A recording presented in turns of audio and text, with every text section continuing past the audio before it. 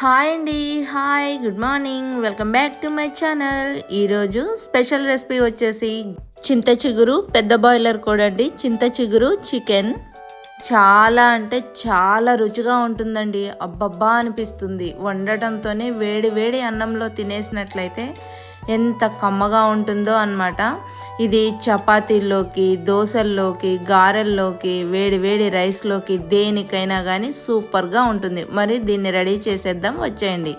ముందుగా నేనైతే ఒక 1/2 kg చికెన్ని శుభ్రంగా చేసుకొని, చూసారా, ఇలాంటి చిన్న పీసులుగా కట్ చేసుకొని శుభ్రంగా కడిగేసుకున్నాను. తర్వాత పసుపు, కూరకు సరిపోయేంత కారం, అల్లం వెల్లుల్లి పేస్టు, అలానే ఉప్పు మొత్తం వేసి ఇలా కలుపుకుంటున్నాను అన్నమాట.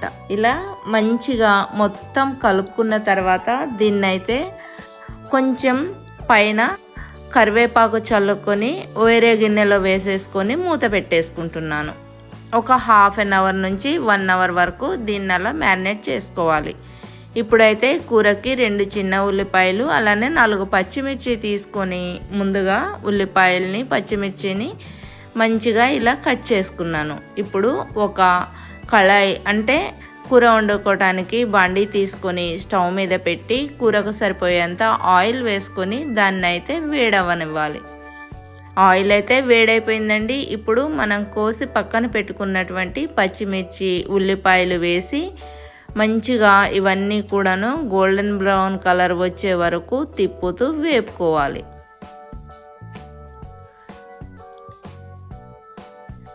చూసారా, కొంచెం కలర్ చేంజ్ అయ్యి మంచిగా వేగిపోయింది.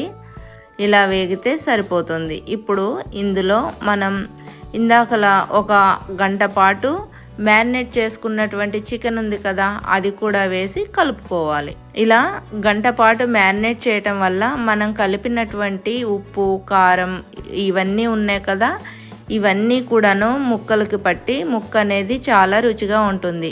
ఇలా కలుపుకున్న తర్వాత దీని మీద మూత పెట్టి ఒక 5 నిమిషాలు అయితే ఉడికించుకోవాలి. 5 నిమిషాల తర్వాత మూత తీస్తే చూడండి, వాటర్ ఇలా అంతా పైకి వచ్చేసి ముక్కలు అయితే ఉడుకుతున్నాయండి. ఇది మళ్ళా మూత పెట్టేసి ఇంకొక 5 నిమిషాలు అయితే ఉడికించుకోవాలి. చూసారా, ఇంకొంచెం వాటర్ వచ్చాయి. ఇప్పుడు మనం కూరలోకి ఇంకొద్దిగా వాటర్ వేసుకోవాలి. ఎందుకంటే ఇది పెద్ద బాయిలర్ కోడి అండి. పెద్ద బాయిలర్ కోడి అంటే కొంచెం గట్టిగా ఉంటుంది, ముక్క ఎక్కువసేపు ఉడుకుతుంది నాటుకోడిలాగా. కానీ కూర మాత్రం చాలా అంటే చాలా రుచిగా ఉంటుంది వండుకుంటే. ఇందులోకి నాకైతే ఉప్పు సరిపోలేదు, కొంచెం మళ్ళీ ఉప్పు వేసుకుంటున్నాను. ఉప్పు వేసుకొని ఇలా ఒకసారి కలుపుకొని దీన్ని మూత పెట్టి మొత్తం వాటర్ అంతా ఎనికిపోయి కూర మంచిగా ఉడికిపోయే వరకు ఉడికించుకోవాలి. చూసారా, ఒకసారి మధ్యలో ఒక 10 నిమిషాలకు మూత తీసాను. చూడండి, వాటర్ కొద్దిగా ఇనికిపోయింది. మళ్ళీ మూత వేసి ఈసారి అయితే మళ్ళీ ఒక 5 నిమిషాల తర్వాత చూస్తే వాటర్ అంతా కూడాను దగ్గర పడ్డది. అలానే ముక్క కూడా మంచిగా ఉడికిపోయిందండి. ఇప్పుడు ఇందులో మనం శుభ్రం చేసి పెట్టుకున్నటువంటి చింత చిగురు వేయాలి. ఇదేనండి ఈరోజు మన స్పెషల్ ఇంగ్రీడియంట్. ఈ చింత చిగురు వేసి ఒకసారి ఇలా గంటతో కలిపినట్లయితే చింత చిగురు అనేది చాలా లేతగా ఉంటుంది కాబట్టి త్వరగానే ఉడికిపోతుందండి. మళ్ళా మూత పెట్టేసి ఒక్క 3-4 నిమిషాలు ఉడికించుకుంటే సరిపోతుంది. ఆ పులుపు అనేది ముక్కలకి పట్టి కూర అనేది మంచి టేస్టీగా వస్తుంది. 4 నిమిషాల తర్వాత చూడండి, ఆయిల్ ఇలా పైకి వచ్చి కూర అయితే పర్ఫెక్ట్గా ఉడికిపోయింది. ఇందులో మనం రెడీ చేసి పెట్టుకున్నటువంటి గరం మసాలా, అలానే కొంచెం మెంతు పొడి వేసాను. ఇప్పుడు కలుపుకొని చివరిగా మనం దీనిలోకి కొత్తిమీర ఉంటుంది కదా, కొత్తిమీర శుభ్రంగా కడిగి పెట్టుకున్నటువంటి కొత్తిమీర కూడా వేసుకొని దింపేస్తున్నానండి. అంతే, చాలా అంటే చాలా సింపుల్గా కూర అయితే రెడీ అయిపోయింది. ఈ కూర చాలా అంటే చాలా రుచిగా కూడా ఉంటుంది.